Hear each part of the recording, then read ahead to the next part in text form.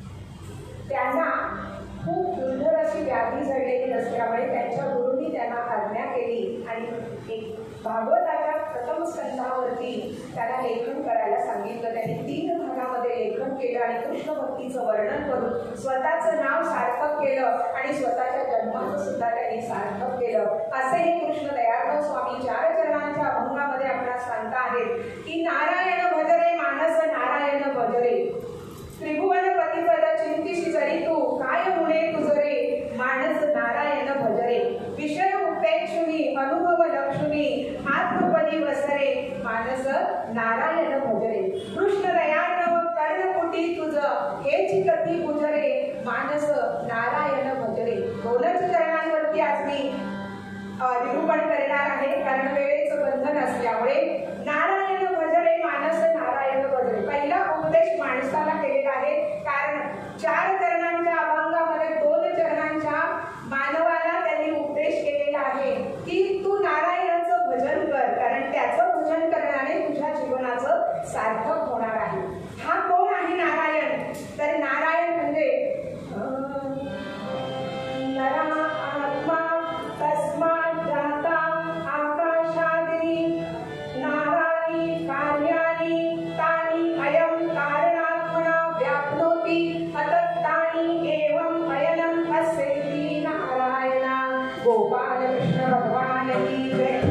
आत्म्यापासूनच उत्पन्न झालेला हा नर म्हणजेच तो आत्मा आणि पंचभूतांना सुद्धा नारायणी असं म्हटलेलं आहे. चराचर सृष्टीच्या निर्मितीचं कारण असणारा हा भगवंत असल्यामुळे त्याचंच तुम्हाला भजन करायचं आहे. त्यानेच तुमच्या जीवनाचं सार्थक होणार आहे कारण तो त्रिभुवनाचा पती आहे. पृथ्वी स्वर्ग पाताळ या 3 भुवनांचा पती असल्यामुळे आणि सृष्टीच्या चराचर सृष्टीच्या मुळाशीच हा भगवंत असल्यामुळे त्याचंच स्मरण करणं अत्यंत गरजेचं आहे. आणि म्हणून संत ज्ञानेश्वर माऊली आपल्या हरिपाठाच्या अभंगामध्ये सांगतात कारण याला काय पुरावा आहे तर हा ज्ञानेश्वर माऊलींनी दिलेला पुरावा आहे कारण याचंच भजन का करावं. वेद शास्त्र पुराण श्रुतीचे वचन एक नारायण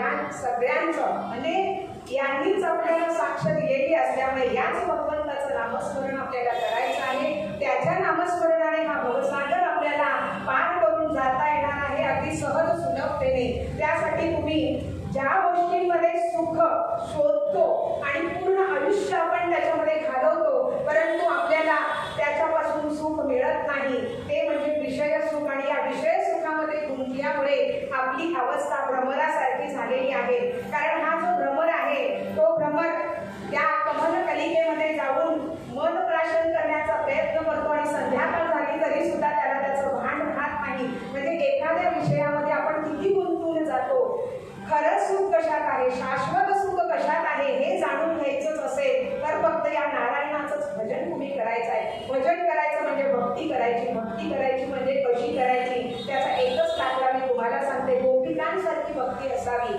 कारण ही भक्ती कशी आहे, 7 अस्मिन परम प्रेम रूपा अमृत स्वरूपाचं अमृतासारखी गोड आहे आणि ती कधीही न संपणारी अखंड प्रवाहित असणारं असं हे अमृत आहे भक्तीचं. आणि काय आहे, 7 अस्मिन परम प्रेम रूपा तुमच्या हृदयस्थ असणारा भगवंत, माझ्या हृदयस्थ असणारा भगवंत या दोघांना आपण जाणून घ्यायचं आहे. आणि हीच खरी नारायणाची भक्ती असणार आहे. म्हणजे इथे तुझा माझा भेद नाही. म्हणजे एकमेका लागतील पाहिले असं जेव्हा हे वैष्णव वारीला जातात तेव्हा लहान मोठे आबाल वृद्ध कोणीही तिथे एकमेकांना असं वयाचं किंवा ज्ञानाचं बंधनच तिथे नसतं. सगळेच मुली एकमेकांना लोटांगण घालत असतात कारण त्यांना माहिती असतं की प्रत्येकाच्या हृदयामध्ये भगवंत आहे आणि त्याला 6 शास्त्र पुराण यांनी आपल्याला साक्ष दिलेली असल्यामुळे बाकीच्या सगळ्या गोष्टी म्हणजे जाणून घेण्याची गरजच नाही, कारण हा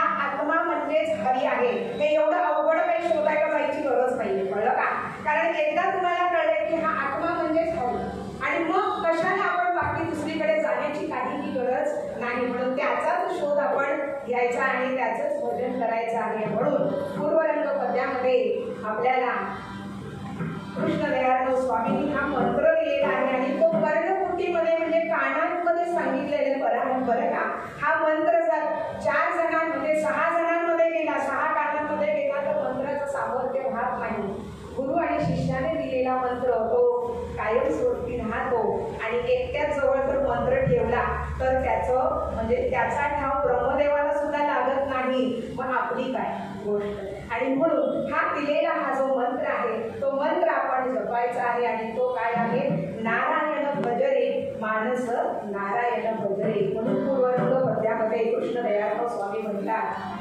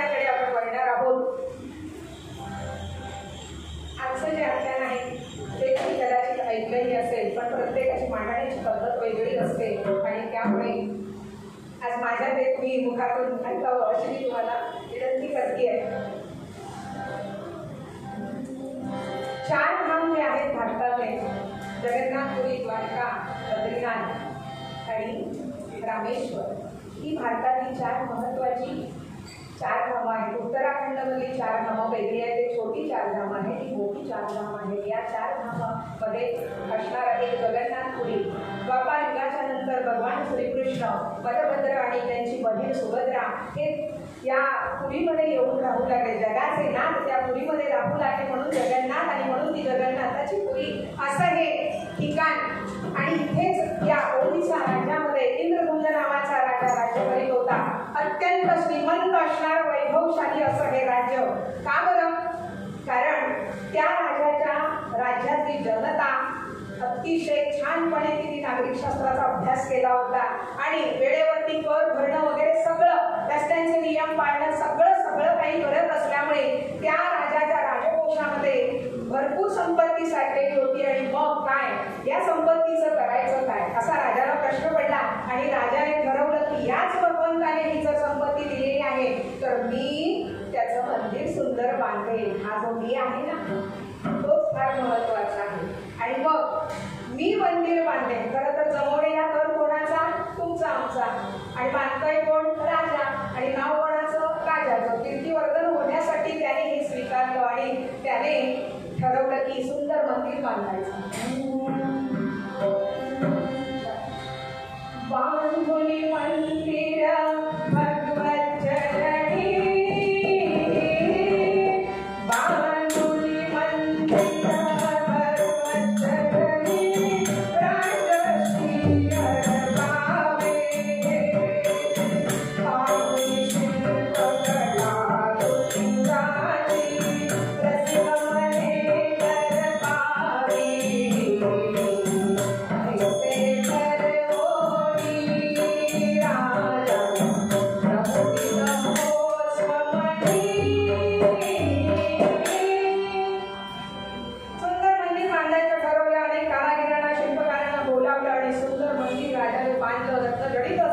होतं. सुवर्ण मानकाने अगदी खूप छान त्याने मंदिर बांधलं. गावोगावचे लोक येऊन ते पाहू लागले. आणि मग काय, त्या दिवशी सकाळच्या वेळेला एक ब्राह्मण तिथे आला आणि त्याने ते मंदिर पाहिलं. एक तेथे कुणी विप्र सुप्रभाती, एक तेथे कुणी विप्र सुप्रभाती, रसिकताला पाहून हसली. म्हणे कोणाचे धन मला सांगा, म्हणे कोणाचे धन मला सांगा, म्हणे कोणाचे, म्हणे कोणाचे धन मला सांगा, वज्रधारी गोविंद रांगा, वज्रधारी गोविंद रांगा.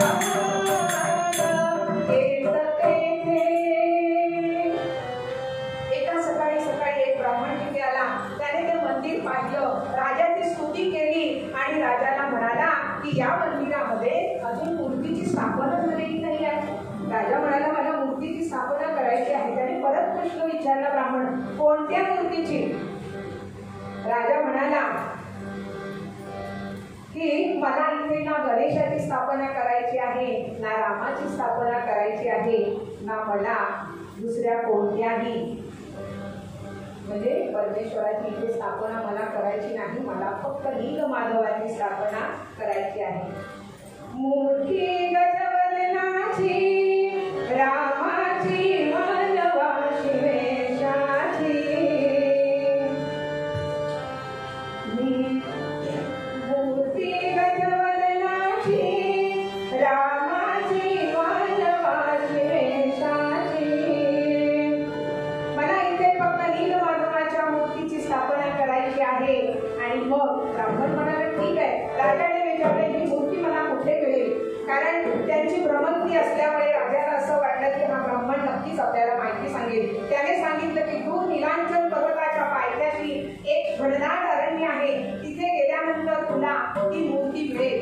राजाने आपल्या सगळ्या सैनिकांना पाठवलं, पण फार त्याची निराशा झाली आणि त्याला मूर्ती काही मिळाली नाही. सगळेजण तसेच परत आले. परत आल्यानंतर राजाने पुन्हा राज्यभर दवंडी पिटवली आणि सांगितलं की जो कोणी या मूर्तीचा ठाव ठिकाणा मला सांगेल त्याला योग्य बक्षीस देण्यात येईल. असं म्हटल्यानंतर त्याच राज्यामध्ये गुप्तहेर खात्यामध्ये नोकरी करणारा विद्यापती नावाचा जो गुप्तहेर होता, त्या गुप्तहेराने ते आव्हान स्वीकारलं आणि राजाला सांगितलं. राजाला खूप आनंद झाला, कारण कोणीच पुढे येत नव्हतं. या विद्यापतीने हे आव्हान स्वीकारलं आणि तो निघाला नीलमाधवाच्या शोधार्थ. राजाने त्याला सर्व काही त्याच्यासोबत संपत्ती दिली, जे काही लागणाऱ्या होत्या सगळ्या गोष्टी तो घेऊन निघाला. त्या अरण्यामध्ये आल्याबरोबर तिथे शबल जातीचे लोक म्हणजे भिल्ल आदिवासी लोक तिथे त्यांचं वर्चस्व होतं, त्यांचं राज्य होतं. आणि मग त्या आदिवासी लोकांनी त्याला घेरलं आणि घेरल्यानंतर आता काय होतं माहितीये का, दोघांची भाषा एकमेकांना कळत नव्हती. त्यामुळे करपल्लवी नेत्रपल्लवी याचाच उपयोग करून त्यांनी भाषा समजून घेण्याचा प्रयत्न केला. त्याने पहिला नमस्कार केला विद्यापतीने आणि नमस्काराचा चमत्कार आपल्याला कोरोना काळामध्ये माहिती आहे. तर त्यांना ही भाषा समजली आणि हा कोणी निरुपद्रवी आहे, आपल्याला त्रास देणार नाही असं म्हटल्यानंतर त्यांनी त्याला सोडून दिलं. पण ते त्यांच्या भाषेमध्ये त्या नीलमाधवाचं म्हणजे एक सुंदर गीत म्हणत होते, पण ती त्यांची भाषा जी होती ती समजून घेण्यासाठी विद्यापतीला थोडा विचार करावा लागला. विद्यापती हुशारच होता, चतुर होता, म्हणून तो तयार खात्यात होता. आणि म्हणून त्या विद्यापतीने त्यांची जी सगळी अक्षरं होती ती सगळी ते उलटी म्हणत होते, शब्दांमधली अक्षरं उलटी म्हणत होते. आणि मग त्या उलट्या म्हणत असलेल्या अक्षरांचा क्रम याने लावला आणि त्याला कळलं की हे नीलमाधवाचंच काय करतायत, गुणगान करतायत. म्हणून त्यांनी विचारलं की हा नीलमाधव मला कुठे मिळेल. तेव्हा त्यांनी सांगितलं की जावे येथून पूर्व दिशेला, जावे येथून पूर्व दिशेला, दिसेल चंद्रराजी, तिथे राहतो नीला अमुदा, तिथे राहतो नीला अमुदा.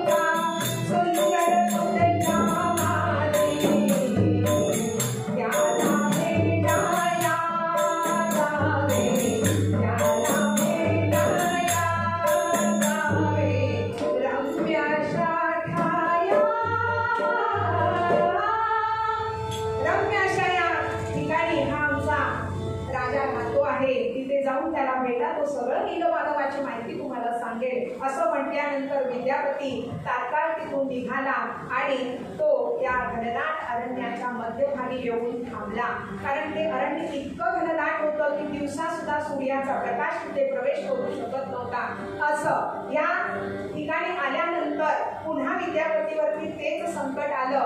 कारण त्यांना भाषेचा पुन्हा प्रश्न होताच, परंतु त्या कुटीमध्ये विश्ववसू नावाच्या त्या शबर राजाची कन्या आज होती. तिने याला पाहिलं. त्या दर्शन तरुणाला पाहिल्यानंतर तीही मोहून गेली, हाही मोहून गेला. तारुण्य सुलभ स्वभावाप्रमाणे दोघांनी एकमेकांना जाणून घेतलं आणि त्याला एक क्षणभर असं वाटलं की अशी पत्नी मला मिळाली तर बरं होईल. आणि तिलाही असं वाटलं की असा युवक मला जर पती म्हणून मिळाला तर फार सुंदर होईल. हे एवढं त्यांचं सगळं देवाणघेवाण चालू होती. तेवढ्या पालापाचोळ्यामध्ये पाया झालं त्यांना ऐकू आला. त्याने विद्यापतीने पाहिलं तर तिचेच त्या विश्ववसुनाची जी कन्या होती तिचे तिचे बाबा तिथे आले आणि त्यांनी पाहिलं की हा तरुण आपल्या इथला नाही आहे, इथं दिसत नाही. पुन्हा त्यांनी आपल्या कमानीवरती बाण चढवला आणि त्याच्यावरती बाण रोखला. तेव्हा पुन्हा या विद्यापतीने त्याला नमस्कार केला आणि मग त्या विद्यापतीने तिला सांगितलं की तुझे बाबा जर नीलमाधवाच्या दर्शनाला जात असतील तर मला त्यांना घेऊन जायला सांग.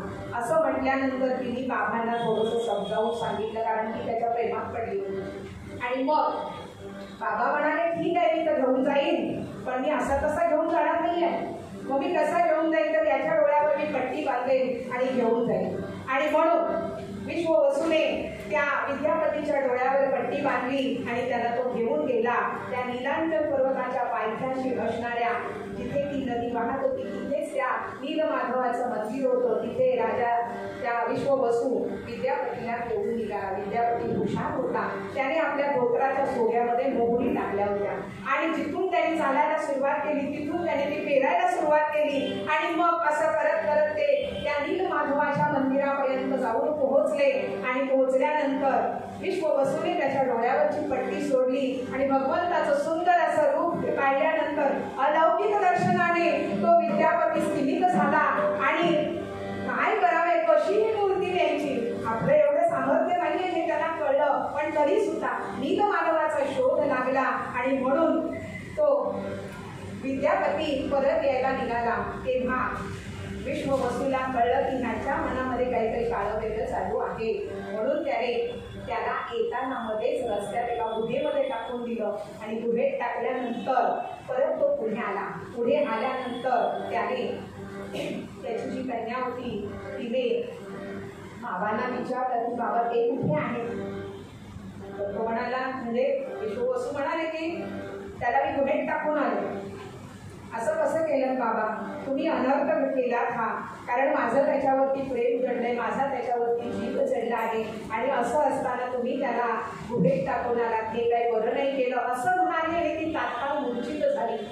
आपली एकुलती एक कन्या मूर्छित झाल्याची पाहिली आणि राजाला त्या राहावेना. तेव्हा त्याने तिला शुद्धीवरती आणलं आणि त्यांनी सांगितलं ठीक आहे पण हे बघ तुमच्या दोघांचा विवाह काही होणार नाही. तेव्हा ती म्हणाली की बाबा विवाह नका करू, परंतु त्याला सोडून तरी द्या, जाऊ दे त्याला त्याच्या राज्यामध्ये.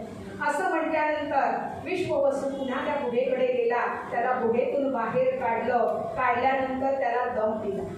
पुन्हा इथे दिसतील तर खबरदार असं म्हणून त्याने त्याला वनाच्या बाहेर नेऊन टाकलं. आणि तिकडे पुढे गेल्यानंतर तिथे कसं तरी जीव आपला वाचवून हा विद्यापती आपल्या राज्यामध्ये परत आला.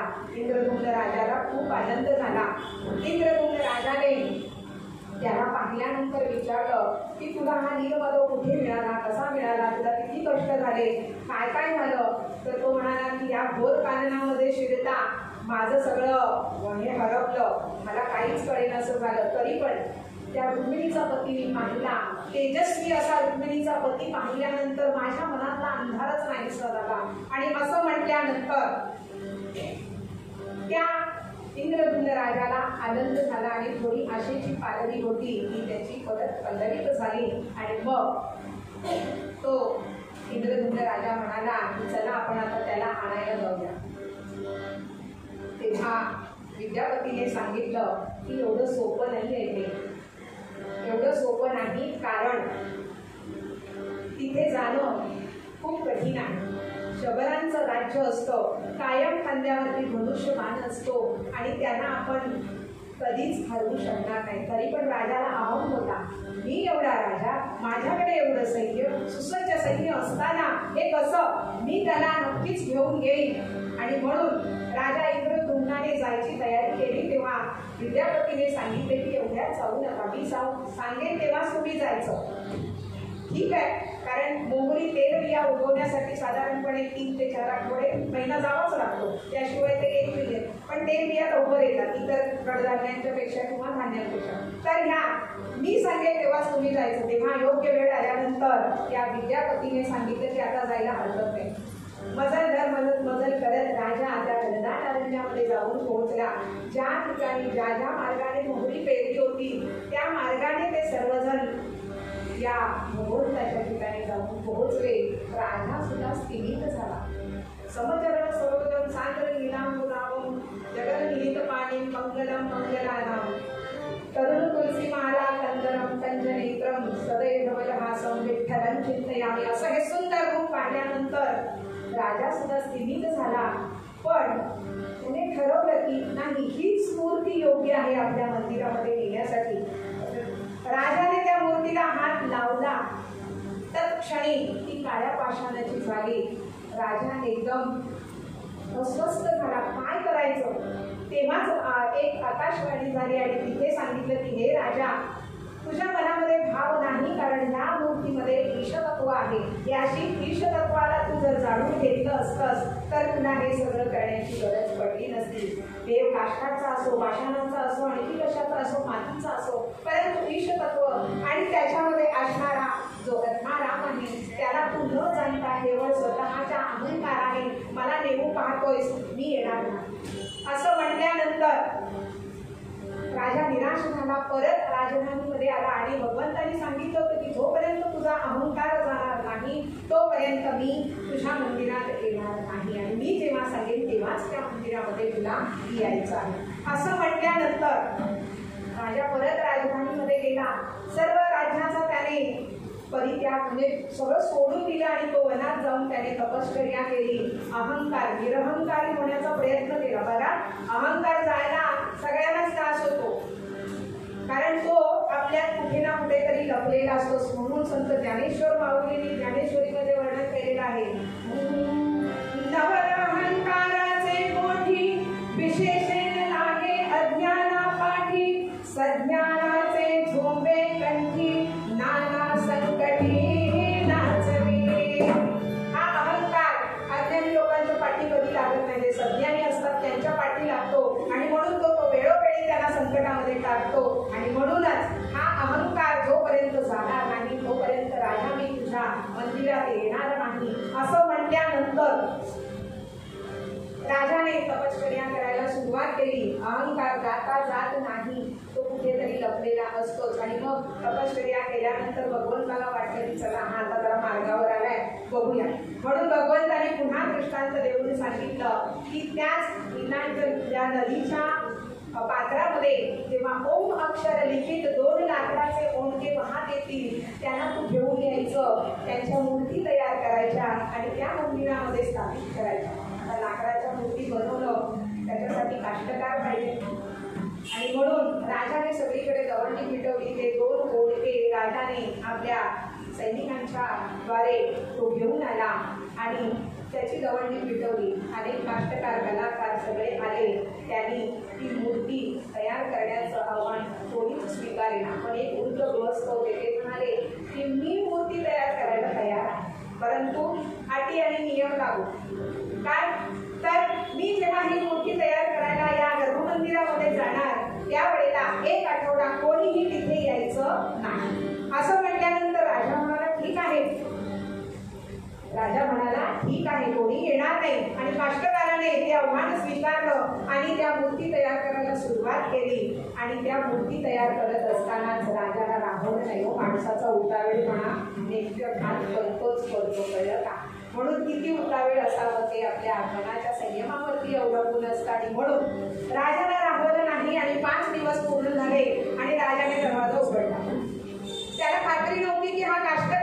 न जाणो हे एवढं मोठं मी गर्भगृह हिऱ्या मालकाने जडवलेले हा घेऊन पळून गेला तर कोणाचा भरोसा. आणि म्हणून राजाने ते गर्भगृह उघडलं आत पाहतो तर काय अर्धवट अवस्थेमध्ये भगवान श्रीकृष्ण, बलभद्र आणि सुभद्रा या तिन्ही बहीण भावंडांच्या मूर्ती अर्ध्या अवस्थेमध्ये तिथेच पडलेल्या होत्या. सगळीकडे नारळाचा भुसा पसरलेला होता. आणि मग काय, राजा निराश झाला का? त्याच्या उतावळपणाचं हे फळ होतं. आणि त्याने समजलं राजाने की आता काही आपल्याकडे उपाय नाही. आणि म्हणून त्याने त्याच मूर्तीची स्थापना करण्याचं ठरवलं. आणि तिथे त्याने तिन्ही मूर्तींची स्थापना केली. गुडघ्यापासून खाली पाय नाही आणि पोटापासून पुढे हात नाही अशा अवस्थेमध्ये त्या तीनही मूर्ती. आजही आपण जगन्नाथपुरीला दर्शनासाठी गेलो भगवंताच्या, तर हेच रूप, ह्याच स्वरूपाचं आपल्याला दर्शन घ्यावं लागतं. आणि म्हणून हे जे आहे मनात आपल्या नारायण असायला हवा, त्याचं भजन योग्य असायला हवं, तरच आपल्याला ही भक्ती म्हणजे काय असते हो, तर भक्ती वेगळं काहीही नसतं. मनापासून भगवंतावरती केलेलं प्रेम असतं. आणि ते प्रेम सार्थ करण्यासाठी स्वतःच्या जिव्हेला रोज तरी नामस्मरणाची सवय लावायला हवी. कारण पेढा खाल्ला की त्याची चव कळते. नामस्मरण घ्या वारंवार केंद्र की पेढ्यापेक्षाही जास्त ते गोड लागेल. म्हणून भक्ती ही अमृत स्वरूपाचं असते आणि ती अखंड प्रवाहित असते. आणि म्हणूनच या भक्तीच्या रूपाने आपल्याला नारायण पावणार आहे. आणि म्हणून पूर्वरंग पद्यामध्ये आपल्याला कृष्ण दयाळराव स्वामी कर्णकुटीमध्ये हा मंत्र देत आहेत. की काय मंत्र देत आहेत?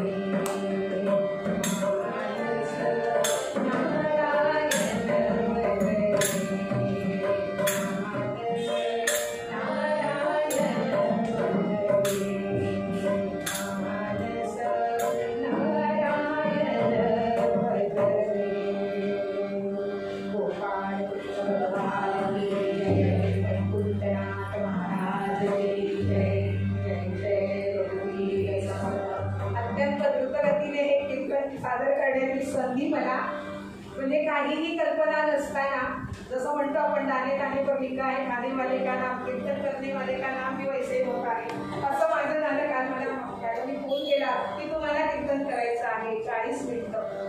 ती 40 मिनिटं डोक्यात ठेवून मी मला जशी सेवा जमली, माझ्या गुरुंनी मला जे ज्ञान दिलेलं आहे ते तुमच्यापर्यंत देण्याचा माझ्या प्रयत्न केलेला आहे. दोष माझे, गुण माझ्या गुरुजनांचे. सर्वांना नमस्कार. आणि या संस्थेने तिथे हा कार्यक्रम आयोजित केलेला आहे. चक्री कीर्तनाचा हा पहिलाच अनुभव आहे बरं का. तुम्हा सगळ्यांचे मी आभारी आहे.